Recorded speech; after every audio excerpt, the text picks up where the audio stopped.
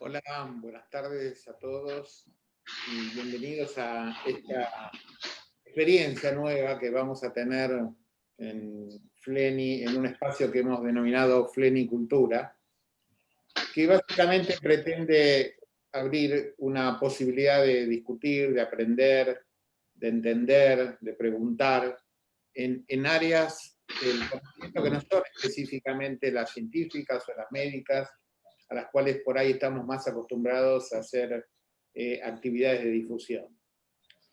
El tema de la cultura obviamente es enormemente abarcativo y tiene que ver con todo, muchas de las cosas de lo humano, y nos pareció interesante en esta época de cuarentena y de pandemia y tan especial y tan difícil desde el punto de vista de la sociedad, abrir un espacio entre los muchos canales de comunicación que Fleni tiene hoy con su comunidad de amigos, de pacientes, de colegas, de profesionales, un espacio que llamamos genéricamente Flenicultura. Vamos a estar compartiendo con ustedes experiencias, aventuras que creemos y trataremos de que sean interesantes, con distintos espacios diferentes, como decía, los científicos o médicos convencionales.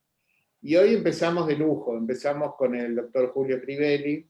El doctor Julio Crivelli es el presidente de la Asociación Amigos del Museo de Bellas Artes, es abogado, es escritor, es coleccionista de arte, y sobre todo es con quien hemos hecho en los últimos años, 21 de septiembre, actividades conjuntas con la Asociación Amigos del Museo, intentando encontrar espacios comunes entre el arte, la ciencia, la medicina, el cerebro, que creo que han sido bastante interesantes.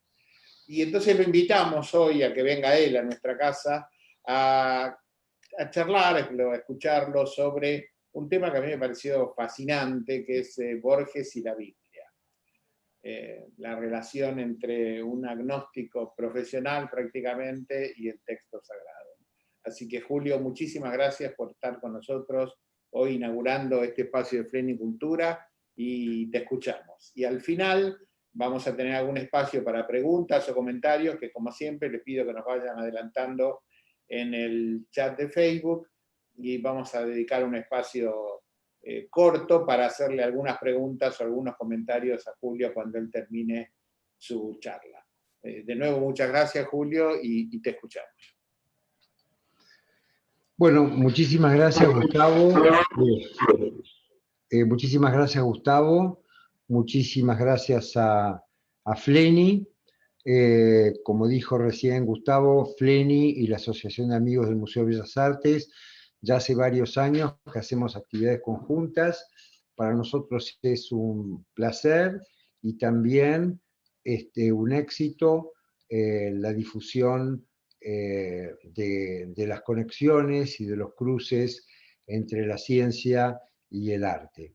Realmente siempre es algo novedoso y enriquecedor para todo el público que asiste, tanto de Fleni como de la asociación. Bueno, me han invitado a hablar de un tema del cual yo he investigado un poco, que es la vinculación entre Borges y la Biblia, ¿no? Que aparentemente y al principio puede ser remota, y vamos a ver que en lugar de remota es casi fraternal. En primer lugar, vamos a hablar un poquito sobre los lenguajes, porque Borges tiene una obsesión por el lenguaje y la Biblia es un libro sobre el lenguaje. Vamos a referirnos primero, en diversos capítulos de esta charla, primero a los dos lenguajes, los dos lenguajes que vamos a ver cuáles son. Después a la metáfora, después a Borges y el misterio, después a la Biblia en sí, por supuesto con una referencia muy modesta, dados los términos de esta charla, y después a los libros preferidos de Borges y a los temas preferidos de Borges en la Biblia, que son la Cábala, el libro de Job, el Eclesiastés, Adán como personaje, Jesús como personaje, en fin. Así que vamos a hacer ese recorrido y vamos a ver los parentescos y las vinculaciones. Como dije recién, la Biblia es una literatura sobre el lenguaje. ¿Qué lenguaje? Bueno, primero nosotros tenemos un lenguaje de representación configurado por la imagen y por el concepto. No tenemos otra cosa, tenemos la imagen y el concepto. Con esto nosotros referimos la naturaleza que comienza por nuestro cuerpo y que sigue por toda la naturaleza exterior. Con esto representamos, ¿eh? No contenemos el objeto, nuestra representación no es verdad, porque sabemos que, como anticipó Heráclito hace como 3000 años, hoy hemos comprobado con la física, todo cambia, Panta Rey decía Heráclito, en aquella época, y Anaximandro, todo cambia y nuestras imágenes y conceptos son como fotos de la realidad. Aquello que nosotros vemos o aquello que nosotros evocamos con el concepto es una foto que ya pasó, que ya no existe más, un espejismo. Por eso Kant, en su momento, dijo que nuestros juicios estaban siempre lejanos de la verdad. O eran juicios que él llamó a priori, como los juicios matemáticos, que en el fondo son desarrollos abstractos en nuestra mente y que entonces sí pueden ser verdaderos, pero no se refieren a la realidad. O los juicios que él llamaba sintéticos o juicios a posteriori, que sí se refieren a la realidad y que son solamente probables. Yo puedo decir que todos los árboles tienen un tronco aproximadamente cilíndrico, pero de repente hay algunos que no. No tenemos certezas con los juicios sintéticos, o sea, con los juicios referidos a la realidad.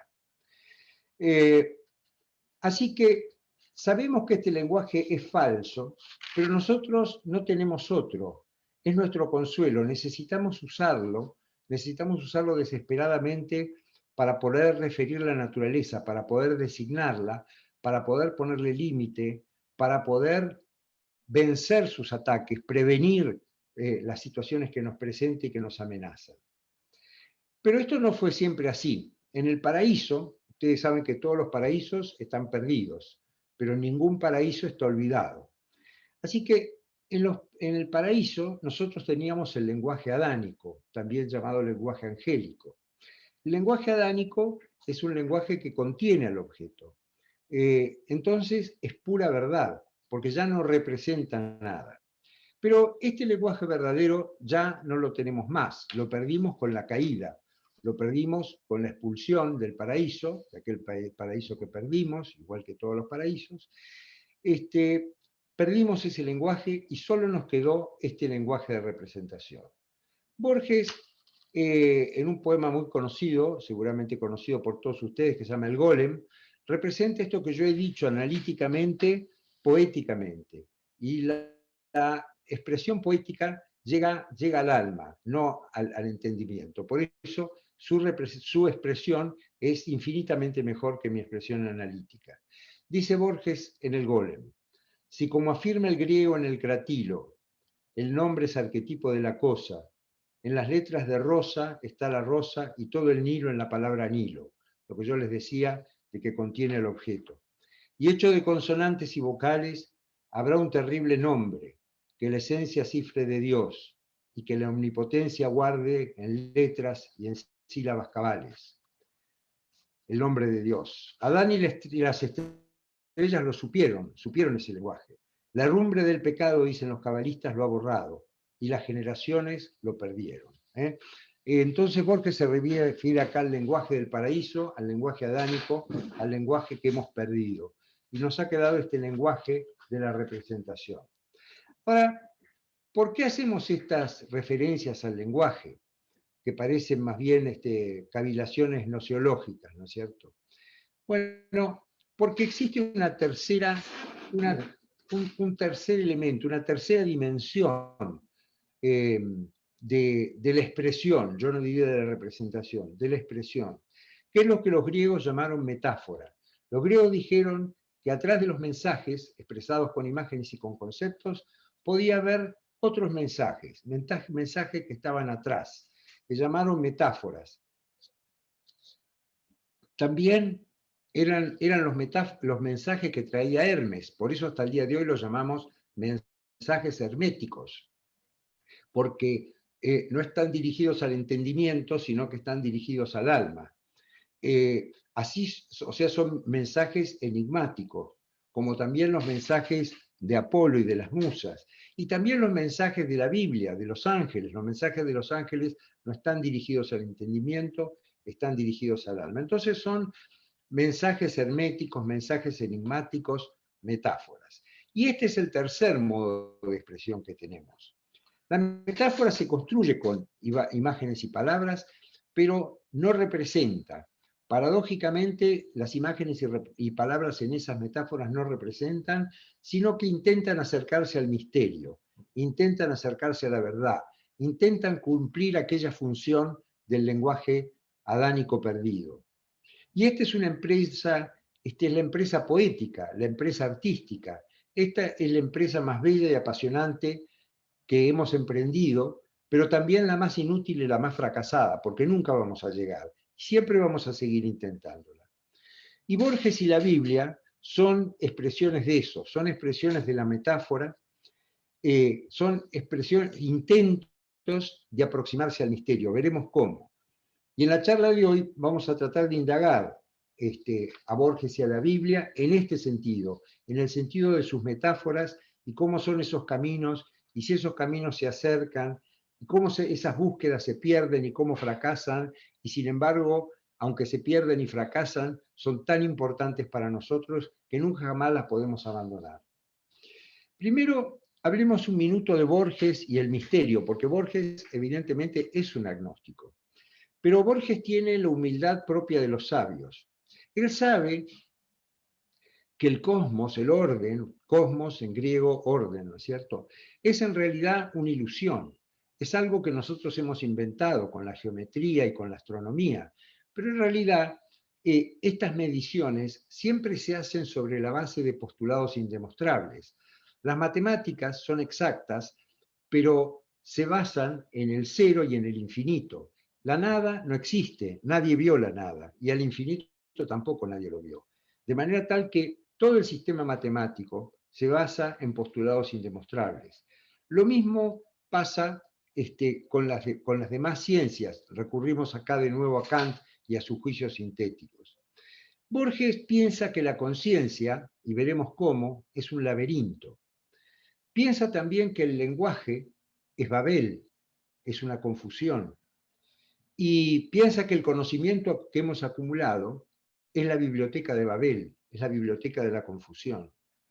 Habla siempre sobre los espejos y sobre los reflejos cuando se refiere al concepto. Nosotros no tenemos otra cosa que reflejos. Así que en él hay un escepticismo parecido al de Kant, pero al mismo tiempo una fascinación por el misterio. Borges no es un racionalista, Borges no es un escéptico, es un agnóstico, es alguien que simplemente no sabe. Y tanto no sabe que muchas veces lo vemos vibrar con la percepción del caos, ¿no es cierto? Cada vez que puede, Borges nos hace llegar a un estado de perplejidad, a un estado emotivo que nos hace sentir todo lo que no comprendemos, que es lo más lejos que podemos llegar. Y nos deja allí perplejos. Ustedes saben que Maimónides, para los que no recuerdan, fue un sabio, filósofo, médico, andalusí, del siglo XI. Bueno, Maimónides escribió una guía para perplejos, que es una guía sobre el misterio.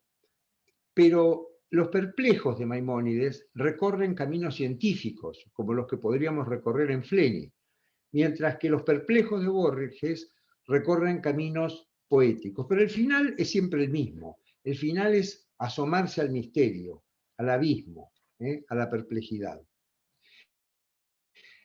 Borges, entonces, es un hombre conmovido por el misterio, pero también se burla de los dioses inventados. ¿A qué llamo dioses inventados? Llamo dioses inventados al dios persona, al dios que tiene una barba y es bueno, o que es negro, o que es verde, o que es amarillo. Los dioses que son en realidad representaciones de un hombre omnipotente, de un hombre perfecto. estos dioses, entonces, en el ajedrez, el famoso poema, Borges se pregunta si hay un Dios detrás de Dios, porque en realidad si hubiera un Dios persona, alguien lo tendría que haber creado. Dice magistralmente, Dios mueve al jugador y este la pieza. ¿Qué Dios detrás de Dios? La trama empieza, de polvo y tiempo, y sueño, y agonías. Esto hay una referencia interna, como muchas veces hay referencias ocultas de Borges al gnosticismo. Ustedes saben que los gnósticos, después inmediatamente después de Cristo, creían y desarrollaron teorías sobre que en el mundo existía tanto mal porque un Dios equivocado nos había creado. El verdadero Dios, que era el creador de ese Dios equivocado, no era el creador del mundo. Así que, ¿qué Dios detrás de Dios? La trama empieza, ¿no es cierto? Hay un orden causal en Dios. Así que Borges tiene una permanente desconfianza de nuestro pensamiento sobre el cosmos, sobre el orden, sobre las geometrías, sobre las matemáticas, sobre los conceptos, etc. Es consciente de que con esto no podemos decir la verdad, es consciente de la existencia del misterio y es absolutamente agnóstico referente a la existencia de un Dios persona.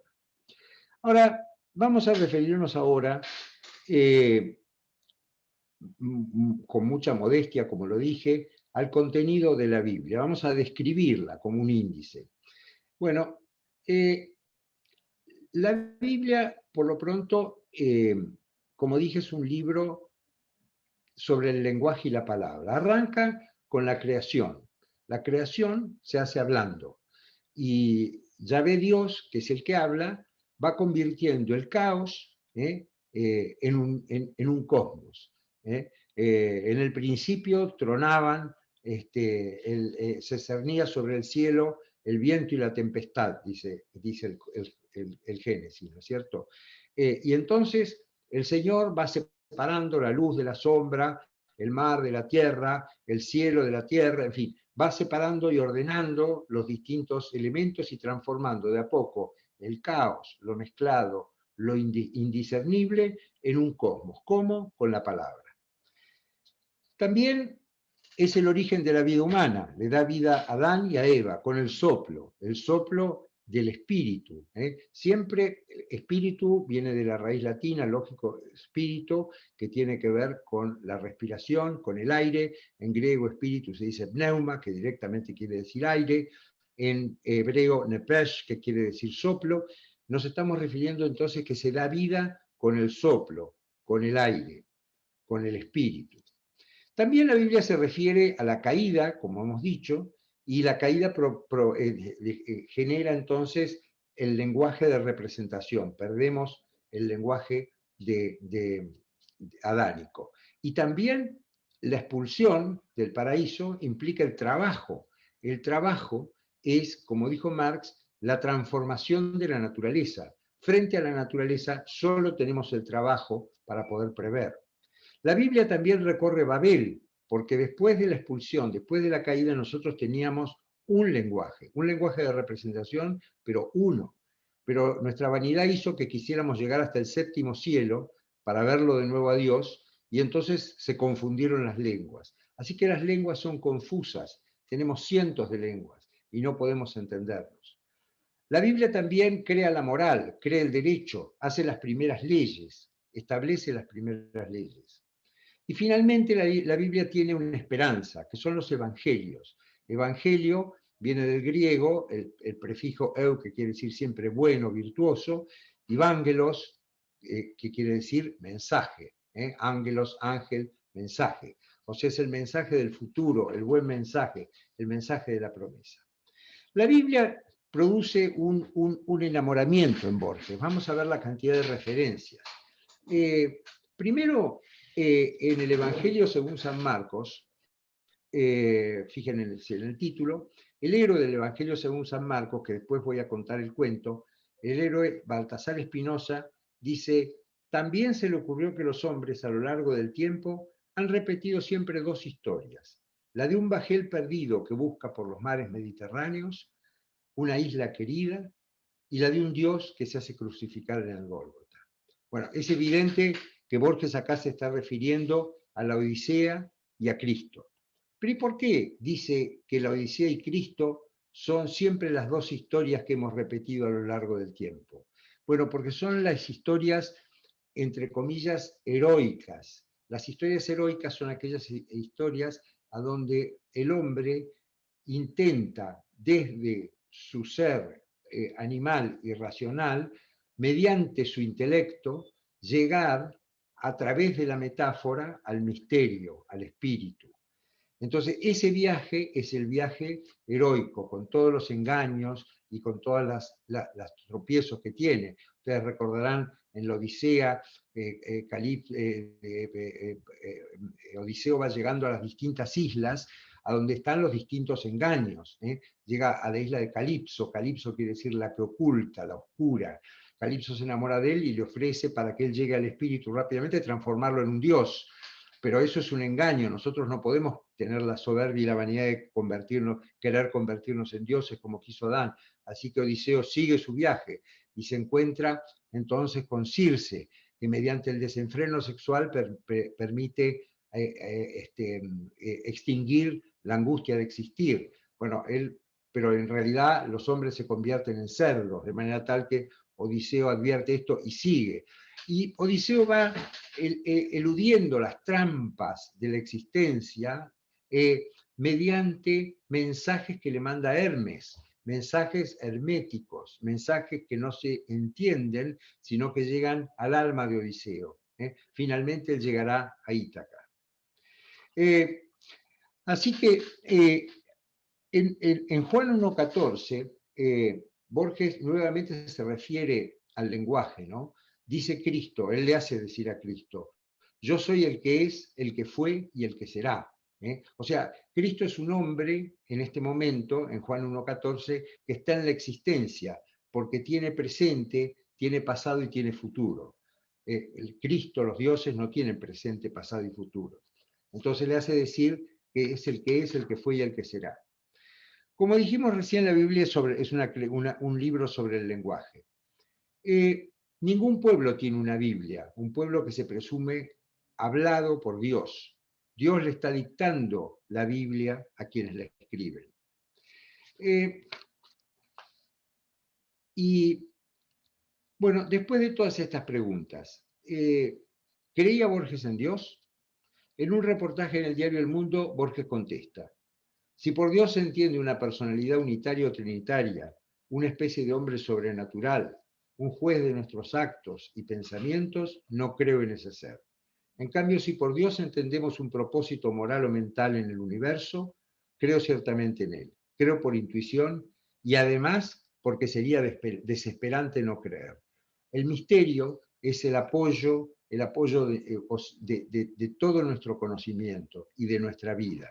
Necesitamos apoyarnos en algo. Desesperadamente, Aristóteles, en la física, ustedes saben que Aristóteles, digamos, abarca todas las ciencias y la metafísica también.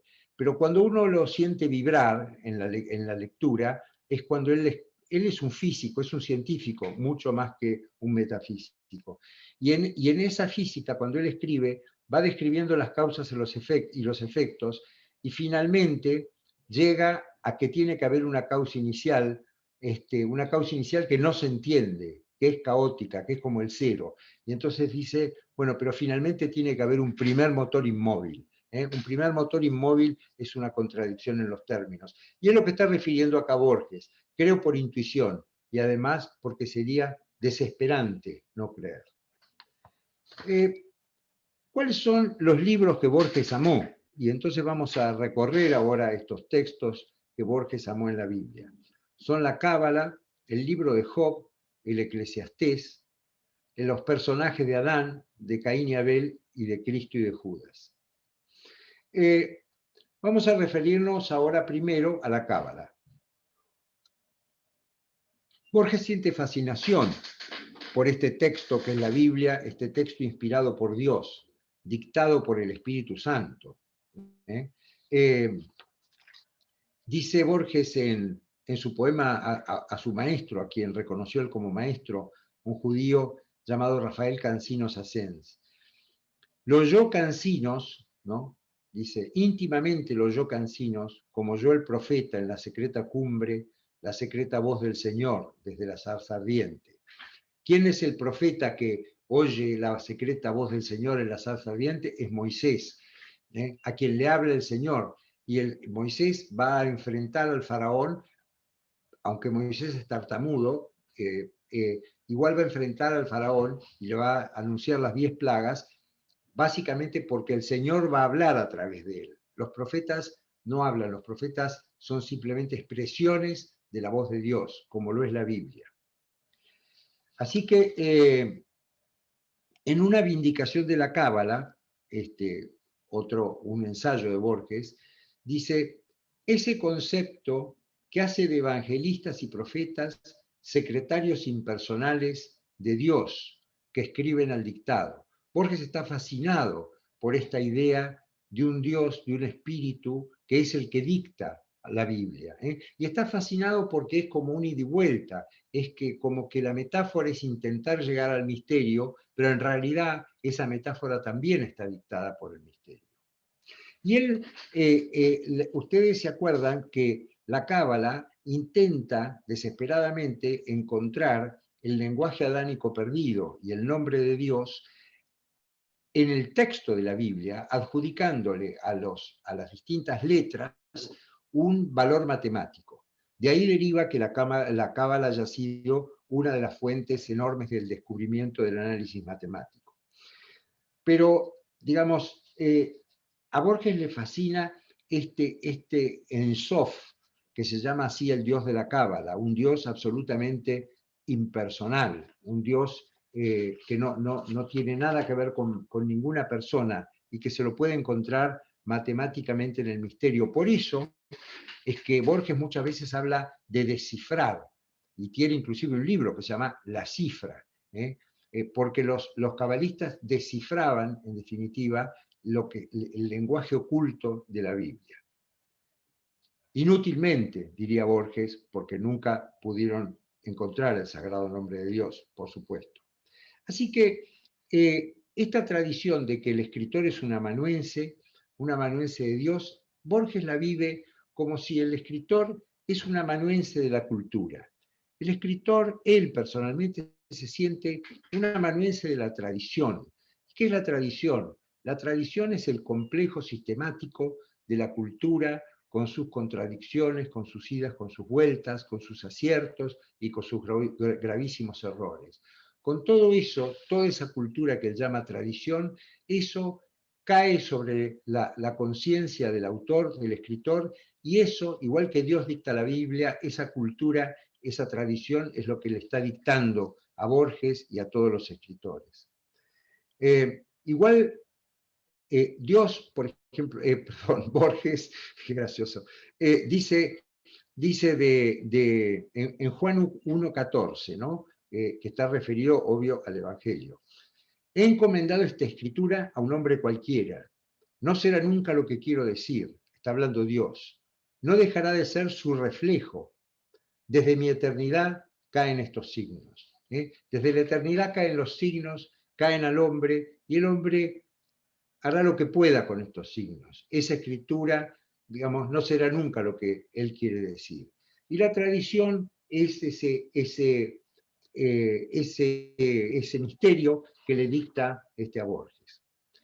Ustedes saben que, y esto es para recordarlo y tenerlo en un costado, porque va a servir para el análisis, que los libros en Occidente son libros que dicta la memoria, como Borges, que habla de la tradición, la diosa Mnemosine de los griegos fundadores, cofundadores de Occidente junto con los hebreos. Los griegos tienen una tradición racional, entonces la diosa de la memoria, Mnemosine, es la que dicta los libros, ella dicta los libros. En cambio, en Oriente, como en los hebreos, los libros los dicta el Espíritu Santo, son un misterio, un misterio. Así que tenemos entonces un paralelo que es Borges, libro de Occidente, tradición, cultura, que dicta los libros, Mnemosine, que dicta los libros, y por el otro lado, Espíritu Santo, Oriente, ángeles, libros dictados por el Espíritu Santo.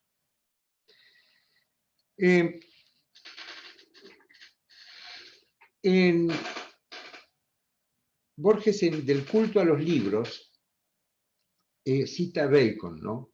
Bacon es muy interesante y esto es el preludio de lo que vamos a seguir viendo ahora, que lo cita a Bacon cuando Bacon dice que la obra del Señor se reduce a dos elementos: las escrituras, la primera obra, y la segunda obra, el universo. El universo es la escritura secreta de Dios. Esto dice Roger Bacon y lo toma Borges en el culto a los libros. Bueno, el segundo libro que entusiasma a Borges y que lo fascina es el libro de Job. El libro de Job es un libro interesantísimo de la Biblia que se refiere a la irracionalidad de Dios. O sea, nuestra razón no puede entender a Dios, es incapaz de entender a Dios, de manera tal que nunca jamás entenderemos los caminos de Dios. La primera parte del libro de Job se refiere a la inescrutabilidad de la justicia de Dios. Dios habla desde el seno de la tempestad. Y entonces habla con Satán, y Satán le dice que Job, que es un ganadero rico pero santo, es un hombre santo, un hombre de una enorme fe, Satán dice que en realidad Job es santo por el bienestar y no por su fe. Y entonces hay una especie de apuesta, y Dios acepta el desafío y dice que Satán le puede hacer todo el daño que quiera a Job, porque Job va a seguir creyendo. Lo único que no puede hacerle Satán es quitarle la vida a Job. Y entonces Satán manda un ángel caído que mata a todos los hijos de Job, termina con todas sus riquezas, termina con el ganado, todo le sucede. Lo cual demuestra entonces acá, bueno, Job, el final es que Job mantiene la fe, ¿no es cierto? Pero lo más importante no es que Job mantiene la fe, sino que nosotros jamás podemos entender la justicia o la razón de este comportamiento. Porque en realidad lo que la Biblia intenta transmitirnos es que la justicia de Dios es incomprensible. Y también es incomprensible la naturaleza. La naturaleza es brutal, la naturaleza es injusta y nos amenaza todo el tiempo. Hoy nos amenaza el COVID y mañana nos amenazará otra cosa. La naturaleza es una amenaza, es la amenaza que vivimos todo el tiempo. Y entonces en el libro de Job eso representa como dos monstruos, Behemoth y el Leviatán, que son el enigma de la naturaleza, imprevisible, fatal, caótica, que no la podemos sujetar. Trabajamos para sujetarla, para contenerla, para aprovecharla, pero la naturaleza es irrefrenable. Entonces, esto es en la Biblia, ¿no es cierto? Ahora en Borges veremos cómo se representa esto. En la memoria de Shakespeare, Borges tiene un fragmento que se llama Tigres Azules, y dice: la memoria de Shakespeare alude a Behemoth o Leviatán, los animales que significan en la escritura que el Señor es irracional. O sea, Borges se está refiriendo a Job. Nuevamente, Job tiene una influencia enorme en la lotería de Babilonia. La lotería de Babilonia, ustedes recordarán, se desarrolla en Babilonia, en Babel, y hay en esta ciudad una compañía misteriosa que dirige todo, pero lo dirige en medio de un caos, de injusticia. Nadie sabe quién es la compañía. Algunos piensan que esa compañía es Dios, otros piensan que ni siquiera existe. O sea que la lotería de Babilonia es una especie de representación del libro de Job, de la inescrutabilidad de la razón divina. También, si ustedes recuerdan el Aleph, Daneri, ¿no? el héroe del Aleph, dice: arribo ahora al inefable centro de mi relato. Empieza aquí mi desesperación de escritor. Todo lenguaje es un alfabeto de símbolos cuyo ejercicio presupone un pasado que los interlocutores comparten. ¿Cómo transmitir a los otros el infinito Aleph que mi temerosa memoria apenas abarca. Los místicos en análogo trance prodigan los emblemas para significar la divinidad. Bueno, y sigue. El Aleph, ustedes saben que Aleph es la primera letra del alfabeto hebreo, y Borges no le elige casualmente, le elige porque Aleph en la tradición no tiene sonido, es como el primer motor inmóvil. La primera letra no suena para que puedan sonar todas las demás. Entonces Aleph es ese misterio, Aleph es ese misterio al que se refiere permanentemente Borges. Bueno, el otro libro que ha influido enormemente en Borges es el Eclesiastés. El Eclesiastés es un libro de altísima complejidad y tiene una enorme influencia en Borges. Es como si estuviera atrás de Borges todo el tiempo. El Eclesiastés, bueno, por lo pronto está escrito, no sabemos por quién está escrito, el autor se llama a sí mismo Coelet y dice que es rey de Israel, pero no hay ningún rey de Israel que se llame Coelet. Y en otros momentos el mismo libro dice que el autor es Salomón, pero Salomón tampoco escribió el Eclesiastés, porque el Eclesiastés es un libro posterior al exilio de Babilonia, o sea, casi, qué sé yo, 700, 800 años posterior a Salomón. Es un libro muy importante, los cristianos lo llaman libros sapienciales y los hebreos ketuvim, o sea, libros de los libros escritos, o sea que no vienen de la tradición oral, sino que fueron escritos. Y como dije recién, es posterior al exilio de Babilonia. Bueno, el Eclesiastés es un libro sobre el escepticismo sobre el conocimiento, sobre lo que yo he dicho de los lenguajes de representación que nunca pueden conocer. Es un libro sobre lo vano, vano quiere decir vacío, sobre la vanidad del conocimiento humano. A tal punto que solo nos queda como esperanza la muerte, y solo como consuelo frente a la muerte, el juicio final. Job era, recapitulando un poco, el misterio de la moral, el misterio de la justicia y el misterio de la naturaleza. En cambio, el Eclesiastés es una permanente presencia atrás de Borges, que no se refiere a la moral ni a la justicia, sino que se refiere directamente al conocimiento. Es un libro filosófico. Y entonces hay una serie de nociones que vamos a encontrar en Borges y en el Eclesiastés que son importantísimas. Son la vanidad del conocimiento, el ciclo, porque pasa la vida hablando del ciclo, de la repetición, el laberinto, la enumeración caótica. Vamos a comenzar entonces por la vanidad del conocimiento en Borges, y después la vamos a ver en el Eclesiastés. En Los espejos, ¿no? Un poema de Borges, Borges dice: Dios ha creado las noches que se arman de sueños y las formas del espejo, para que el hombre sienta que es reflejo y vanidad. Por eso nos alarman. Nos alarma la vanidad del conocimiento. Somos solamente reflejo y vanidad. En realidad nuestro conocimiento no existe. Peor es todavía en otro poema de que nada se sabe. Quizás el destino humano de breves dichas y de largas penas es instrumento de otro. Lo ignoramos. Darle el nombre de Dios no nos ayuda. Dios no es una persona. En La luna, otro poema de Borges, es un poema que relata la historia de alguien que toma la decisión de escribir un libro que represente todo el universo. Y a último momento, cuando lo termina y lo da por terminado, comprende, como dice Borges, y comprendió aturdido que se había olvidado de la luna. Somos incapaces de conocer. Y Borges prosigue: siempre en la luna, ¿no? Siempre se pierde lo esencial. Es una ley de toda palabra sobre el número. No lo sabré eludir. Es una ley de toda palabra sobre el número. Ustedes recuerdan que cité a Kant. Kant habla de fenómenos y de noúmenos. Dice que nosotros podemos conocer los fenómenos, que es lo aparente, y jamás podemos conocer la esencia, los noúmenos. Borges acá toma esta palabra númenos directamente de Kant. Así que siempre se pierde lo esencial para Borges. El Eclesiastés dice lo mismo. Unos 2500 años antes, empieza con una frase famosa que todos ustedes seguramente van a evocar. vanidad de vanidades, todo es vanidad.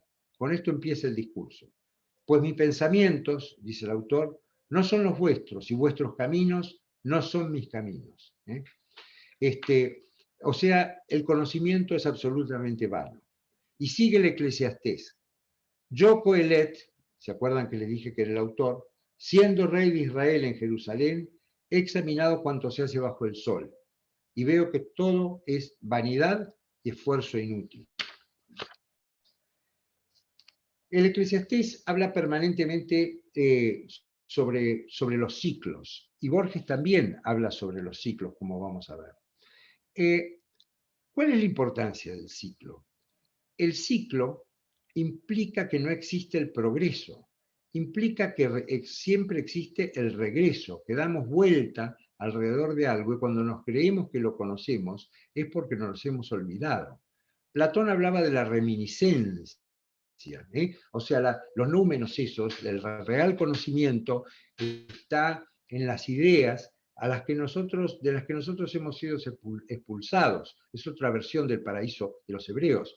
Hemos sido expulsados de ese lugar y lo único que tenemos son recuerdos. Lo único que hacemos nosotros es que tenemos recuerdos que los olvidamos y que después cuando los recordamos de vuelta creemos que hemos descubierto algo nuevo. Así que el ciclo implica siempre regreso y no progreso. El progreso para nosotros es imposible porque sería la recta infinita de Euclides. Y la recta infinita de Euclides es nada más que una imaginación contradictoria. No existe, no está en ninguna parte.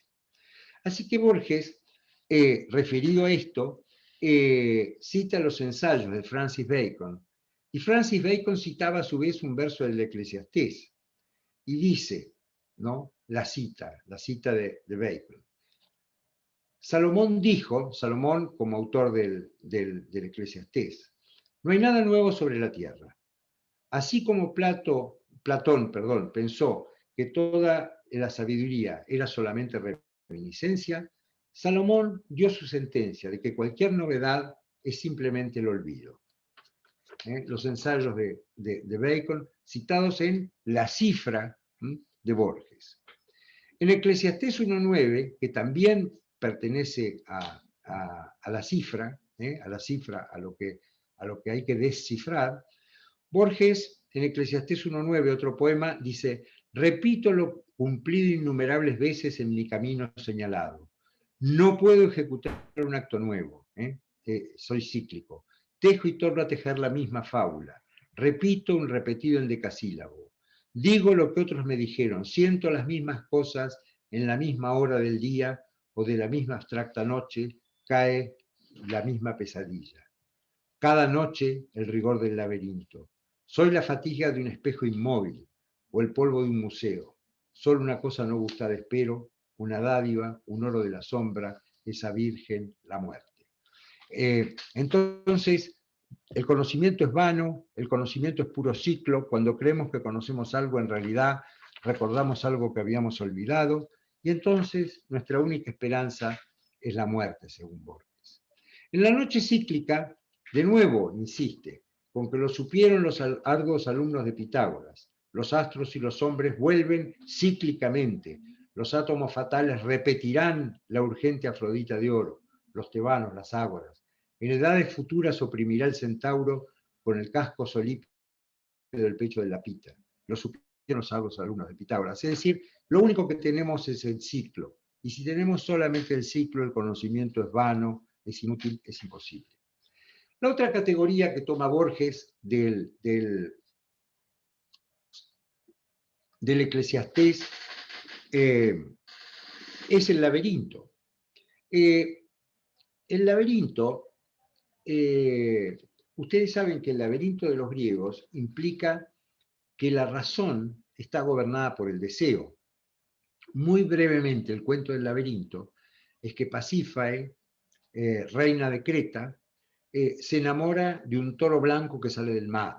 El mar es el símbolo del inconsciente animal y del deseo. El toro es el símbolo del deseo sexual. Es decir, Pasífae, en la interpretación mitológica correcta, está poseída por su propio deseo.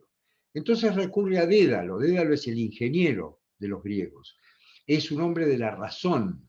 Y el Dédalo, la razón de Pasífae, se pone al servicio del deseo de Pasífae, o sea, convierte su razón, su intelecto en un intelecto utilitario. En vez del intelecto apuntar hacia el cielo, hacia el espíritu, como el intelecto de Odiseo, del héroe, este intelecto, el de Pasífae, apunta hacia su propio deseo. Y entonces hace fabricar una vaca con la cual tiene relaciones con el toro y nace el Minotauro. El Minotauro es un ser bestial, tiene cabeza de toro, cuerpo de hombre, quiere decir que es un hombre dominado completamente por el deseo. Y entonces Minos, horrorizado, lo llama de nuevo a Dédalo y le pide que lo encierre. Y Dédalo fabrica el laberinto para encerrarlo. ¿Cuál es la metáfora de nuevo del mito? La metáfora del mito es que la razón, en el centro, en el corazón de la razón, lo que está es el deseo. Es una visión tremendamente escéptica sobre la razón. Somos animales que tienen la razón y esa razón no puede apuntar hacia el espíritu, hacia el misterio, hacia el cielo, sola está gobernada absolutamente por el deseo. Este es el símbolo del laberinto. Por eso cuando Borges se refiere al laberinto, se refiere a algo penoso y durísimo.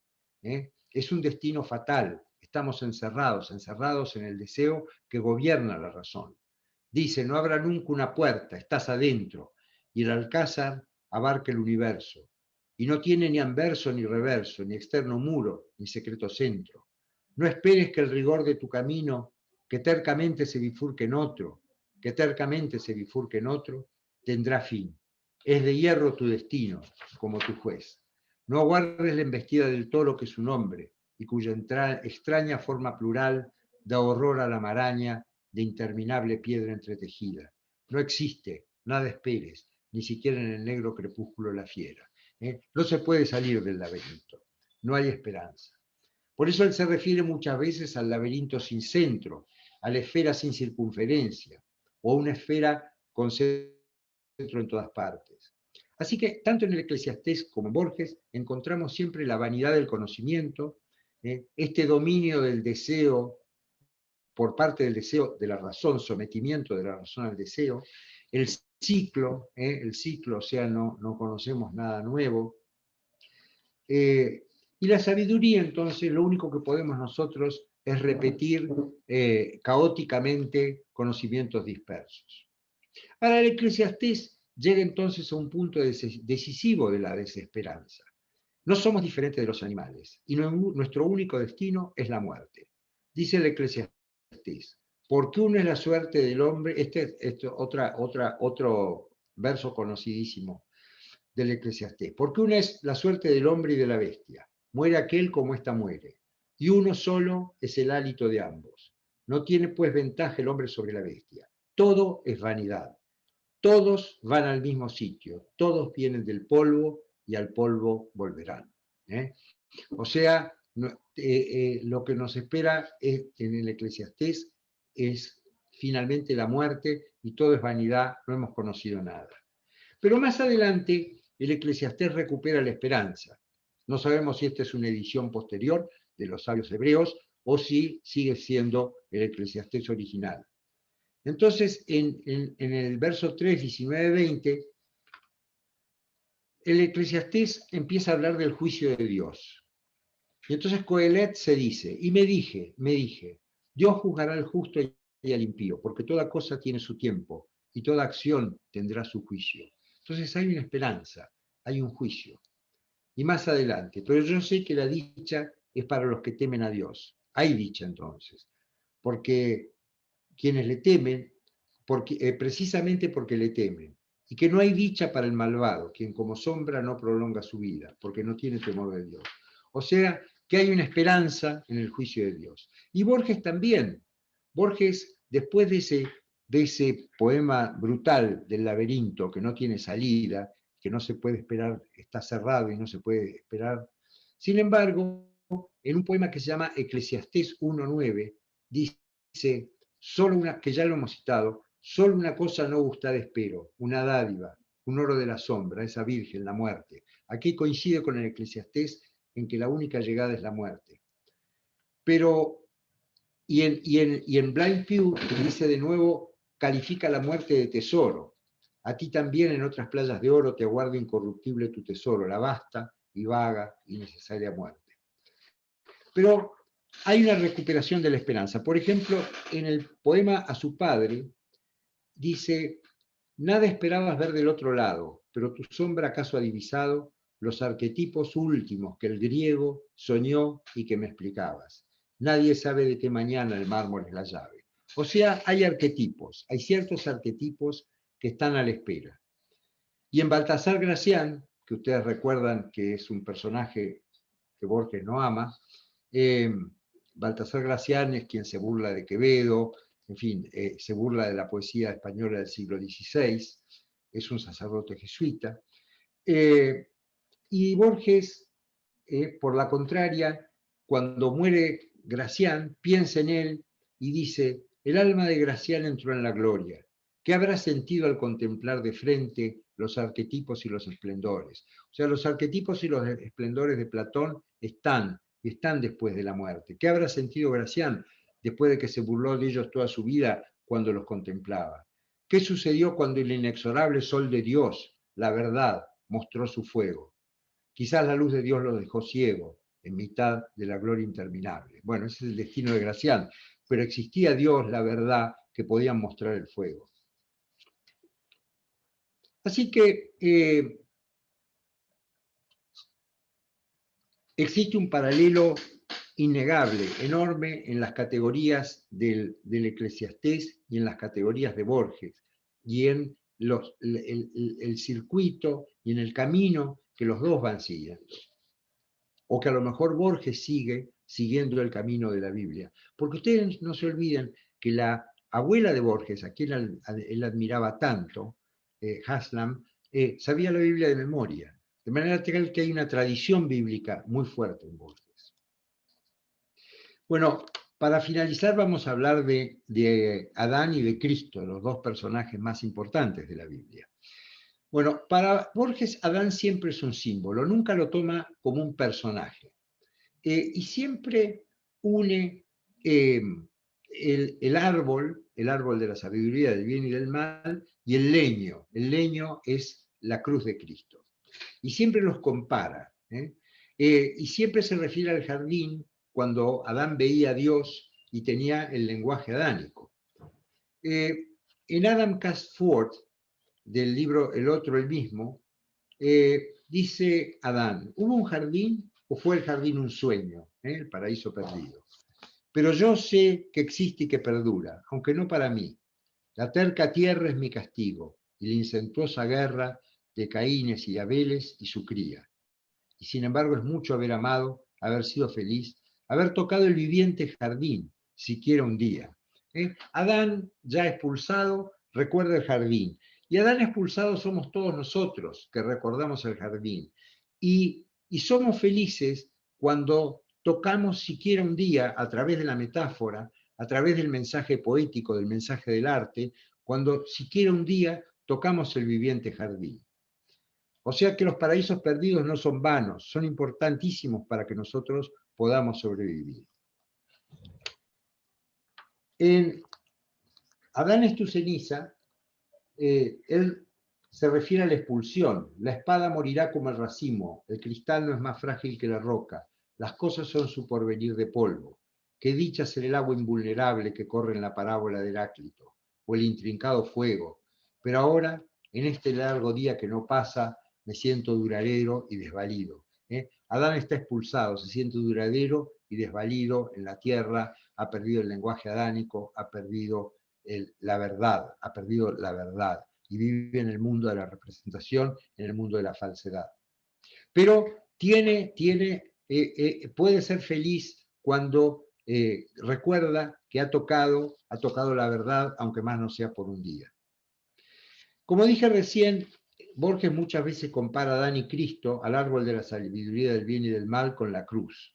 En el instante dice: ¿dónde estarán los siglos? ¿Dónde el sueño de espada que los tártaros soñaron? ¿Dónde los fuertes muros que allanaron? ¿Dónde el árbol de Adán y el otro leño? Hay dos árboles. Un árbol que condena, el árbol de la sabiduría del bien y del mal, y un árbol que redime de esa misma condena, el otro leño, porque Cristo viene precisamente a darnos la posibilidad de reingresar al lenguaje perdido a través justamente de su crucifixión, del otro leño. Ahora, así como Borges siempre es un recuerdo, perdón, así como Adán siempre es un recuerdo para Borges, un símbolo, Cristo para Borges tiene, vamos a ver, tres caracteres, tres figuraciones. Uno es una persona, un héroe trágico, un héroe trágico. Es como los héroes griegos que tienen el alma enferma y que están destinados a sucumbir.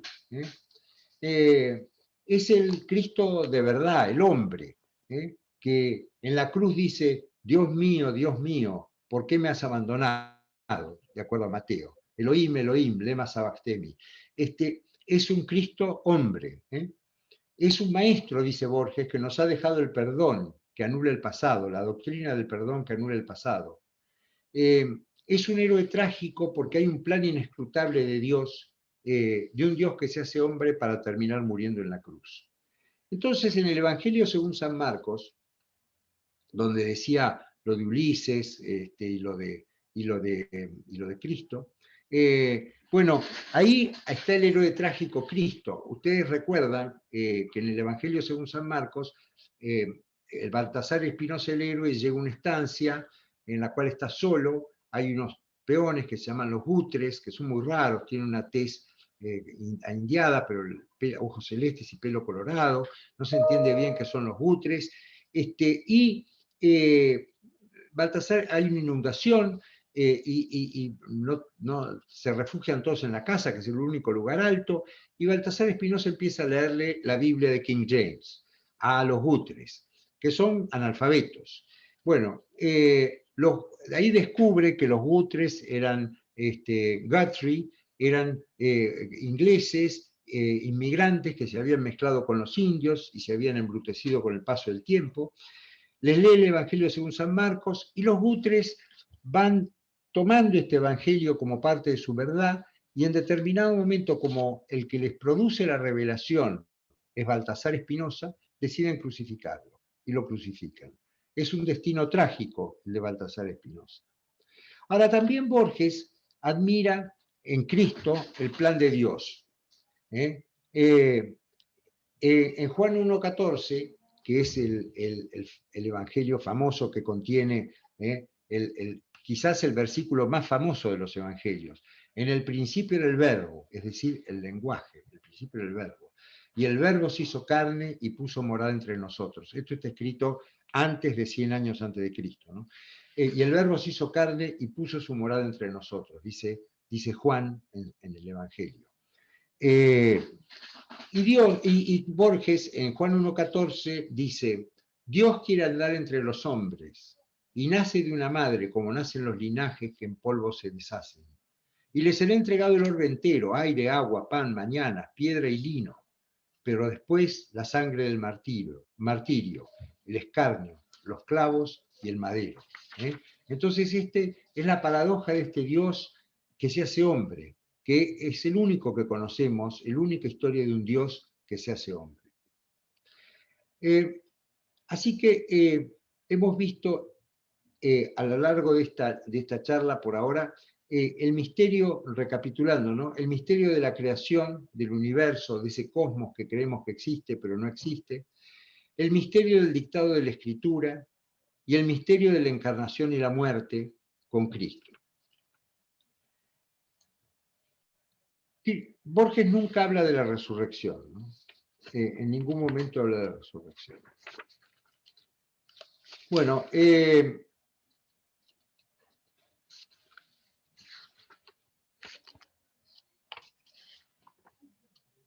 así que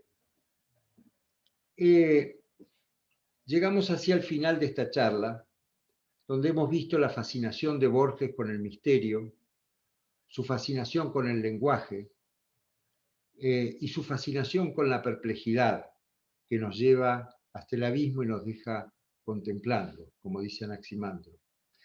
Esto es paralelo a la Biblia. La Biblia todo el tiempo está rondando el misterio, nos está asomando al abismo y nos deja contemplando sin entender, porque la Biblia no está escrita para entender. Está escrita, es una metáfora escrita para que llegue hasta el alma y no hasta la razón. Hemos visto la perplejidad y que como Maimónides, Borges a lo largo de toda su obra escribe una guía para los perplejos, una guía para llegar a ese estado de perplejidad que causa la mirada hacia el abismo, hacia el lugar hondo a donde no se oye la voz de Dios. Ahora, nosotros podemos hacer una reflexión al final paralela y diferenciada, ¿no? Para los griegos, la ceguera era equivalente a la visión interior. Los ciegos eran sabios porque miraban hacia adentro. Así que, así Homero, o todos los que formaron el mito de Homero, es ciego. El constructor de los valores griegos en la Ilíada y en la Odisea es un ciego. También es ciego Tiresias. Tiresias es un héroe que finalmente termina en el infierno y que ha sido el consejero de los dioses, ha sido el permanente consejero de los dioses. Es ciego porque entonces tiene la visión interior. Edipo, ustedes recordarán que después de su monstruosa desventura, se arranca los ojos con los ganchos del vestido de Yocasta. Y se arranca los ojos para obtener la sabiduría interior, porque la crisis de Edipo es su incapacidad para ver el interior.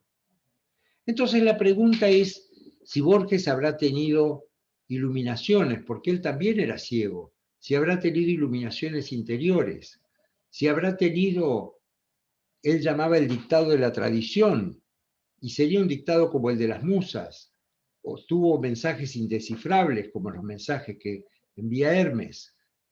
Todo esto es misterioso. ¿Por qué algunos son poetas y artistas y la mayoría no? ¿Por qué algunos poseen estos mensajes? Bueno, para los griegos y para los hebreos estos mensajes venían del cielo, venían de los dioses. Para los griegos venían de Hermes, para los hebreos venían a través de los ángeles, desde el misterio, que le llamaban Espíritu Santo. ¿Y cómo son estos mensajes que recibía Borges y que le permitieron construir esta literatura? Jamás lo vamos a saber, nunca, nunca, porque en eso consiste el misterio. Y eso es lo que decía Adán, ¿no es cierto? Recién cuando Adán decía, bueno, nos hace felices haberlo visto una vez, haber visto una vez el misterio, habernos acercado. Y Borges y la Biblia son dos medios que tenemos, dos metáforas para acercarnos por un rato al misterio. Así que Borges, y esto para finalizar, escribe Everness. Everness es eternidad. Solo una cosa no hay, es el olvido. Dios que salva el metal, salva la escoria. Y cifra en su profética memoria las lunas que serán y las que han sido. Ya todo está. Los miles de reflejos que entre los dos crepúsculos del día tu rostro fue dejando en los espejos y los que irá dejando todavía. Todo es parte del diverso cristal de esa memoria, el universo. No tienen fin sus arduos corredores, y las puertas se cierran a tu paso. Solo del otro lado del ocaso, hay otro lado en el ocaso, verás los arquetipos y los esplendores. De nuevo Platón, de nuevo la esperanza. Bueno, nada más que esto, y bueno, espero haber reflejado lo mejor posible esta interacción tan profunda, tan intensa entre la Biblia y Borges. Nada más que eso.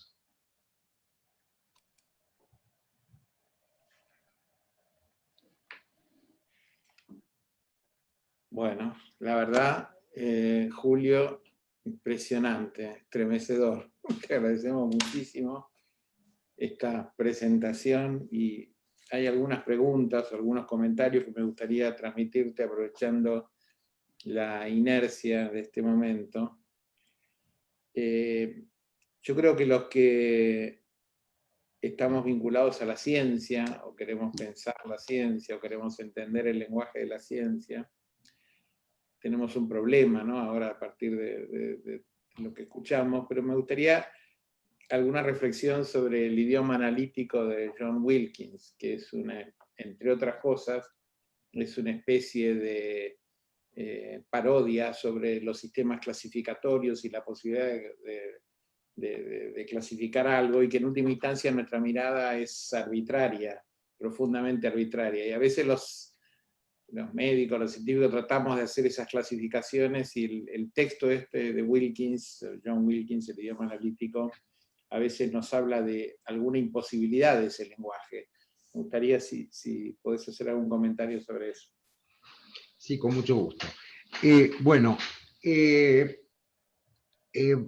idioma analítico de John Wilkins, lo mismo que todas esas referencias que hace Borges a la enumeración caótica, ¿no? Cuando hace esas enumeraciones de cosas que no tienen nada que ver unas con otras y que carecen de cualquier sentido lógico. Allí Borges lo que intenta transmitirnos es que el lenguaje de representación es incapaz de decirnos la verdad. Y entonces, en algunos momentos lo pone, digamos, tan críticamente en forma irónica como en el lenguaje analítico de John Wilkins, o en la descripción caótica que hace Daneri en el Aleph. Ahora, al revés, y sin embargo, tanto en Borges como en la Biblia, la única esperanza que nosotros tenemos es esa. Las metáforas se construyen con conceptos y con imágenes que normalmente están en el arte y en la poesía, pero también están en la ciencia, también están en la matemática y también están en la música. Nosotros no tenemos otros medios que la ciencia, la matemática, la música. Cuando me refiero a la ciencia, me refiero a todas las ciencias particulares, empíricas o analíticas, ¿no es cierto? Los conceptos y las imágenes. No tenemos otros instrumentos. Con estos instrumentos nosotros jamás vamos a llegar a la verdad, a ese lenguaje perdido. Pero somos capaces de producir los mensajes herméticos, las metáforas, ¿no es cierto? Que es lo que de alguna manera dice Borges en el último poema que yo leí, Everness, cuando él se refiere a los espejos, a los reflejos que transita, y que finalmente con estos elementos él va a llegar del otro lado del ocaso, ¿no? O sea que nuestro sino es que solamente eso es lo que podemos hacer. Por eso muchas veces en la Edad Media, si vos te acordás, muchos tratados se llaman de consolazione philosophiae. Porque son conscientes los autores que lo que están transmitiendo es un consuelo, es lo que tenemos, es lo que nosotros podemos hacer para conocer. No podemos hacer más. Esto es lo mejor que podemos hacer, ¿no? De manera tal que yo no dejaría a un costado nuestro lenguaje científico, nuestro lenguaje jurídico, nuestros lenguajes con los cuales podemos dominar la naturaleza y vivir cada día más años, porque este es nuestro sino, esto es lo que podemos hacer nosotros. Mejor que esto no podemos hacer. Bueno, y no puedo dejar de preguntarte, vos habías dicho esos mensajes con los que, esos materiales con los que Borges construyó su literatura, y vos sos un coleccionista de arte muy reconocido, y ¿qué es lo que vos pensás de esos mensajes con los que Borges construyó su literatura? Si hay mensajes parecidos o similares en el artista plástico con el que construye su espacio poético plástico.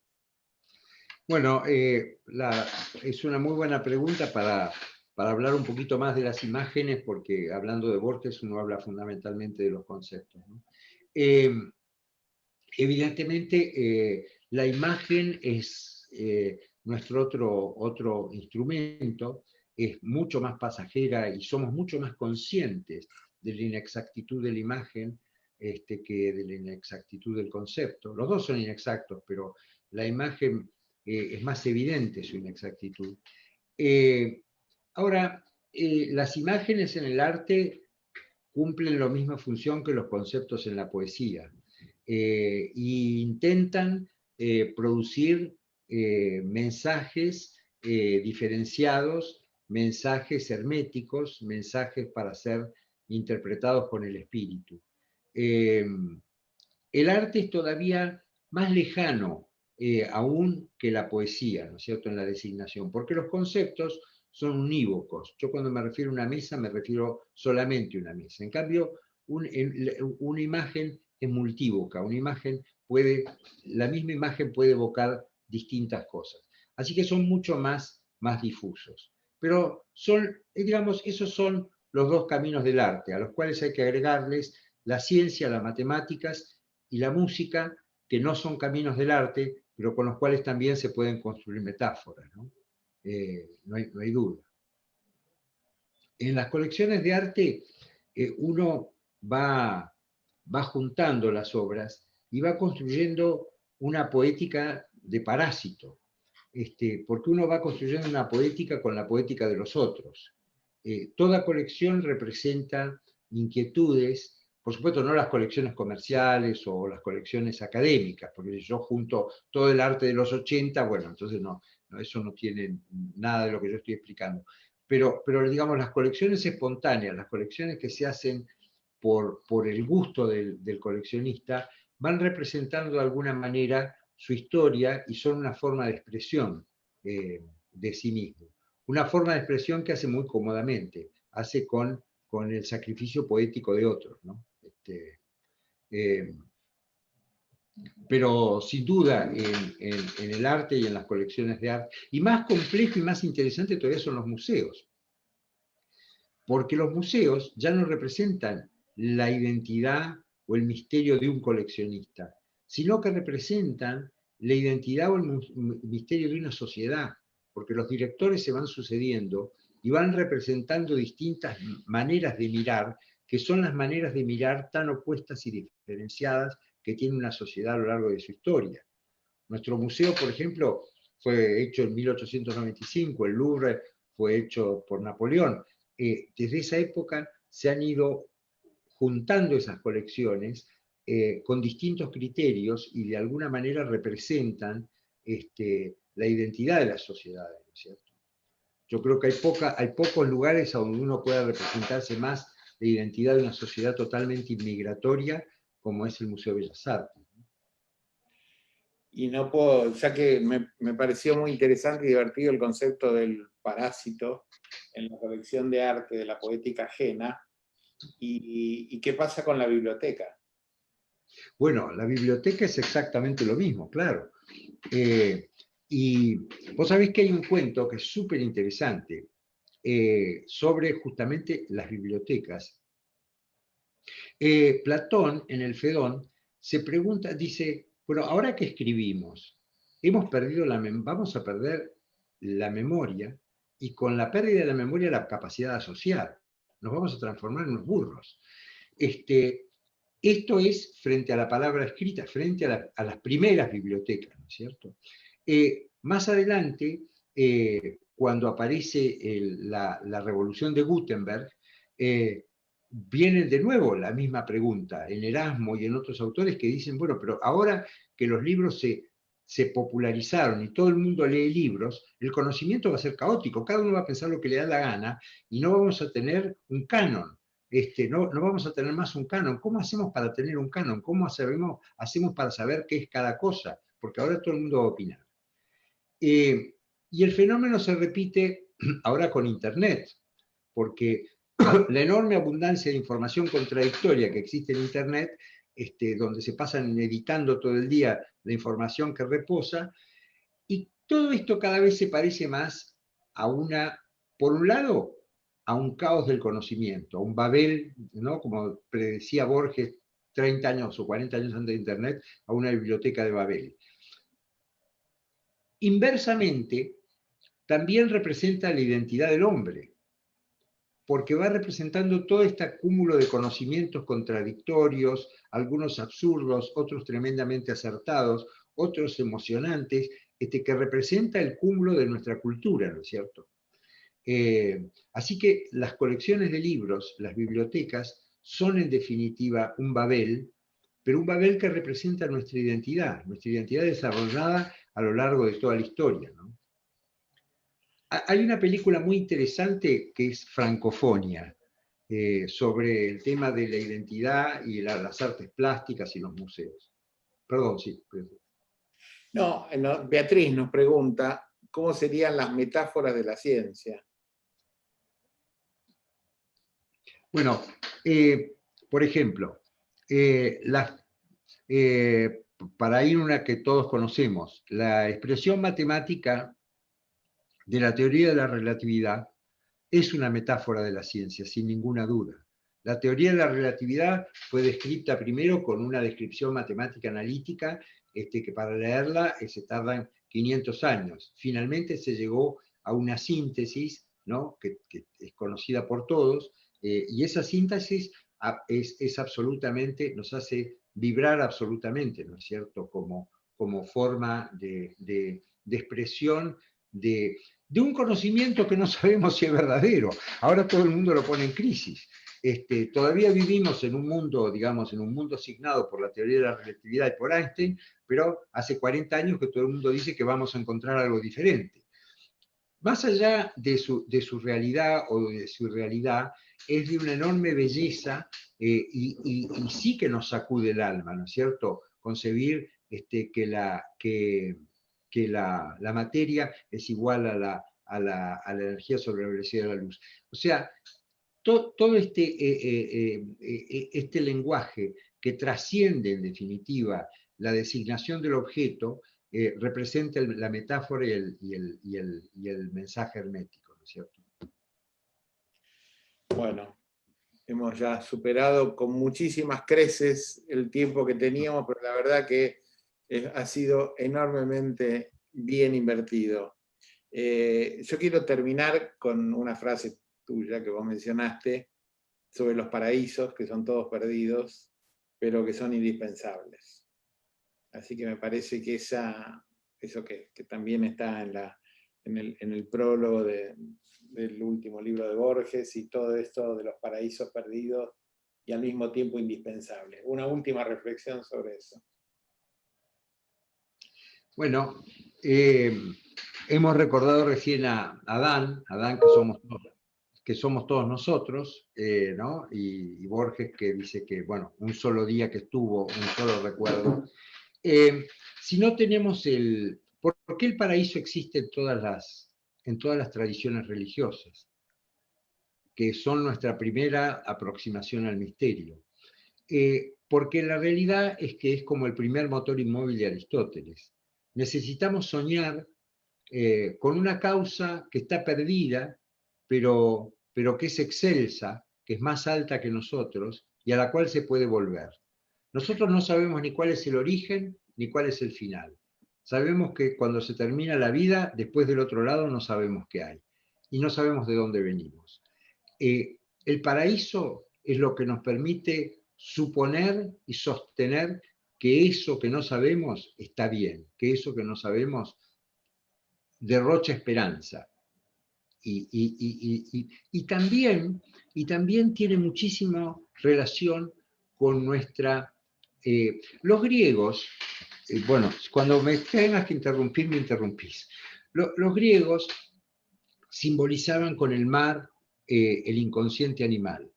La tierra es la razón, que es lo único que puede sujetar al animal, al inconsciente, al deseo inconsciente, que no tiene límites. El agua no tiene límites, la que lo sujeta es la tierra. Por eso todavía hoy le llamamos continentes a la tierra, porque sujeta al mar. Y después estaba el cielo, quilón en griego quiere decir vacío. El cielo no sabemos nada, es el misterio, pero hay un misterio que está.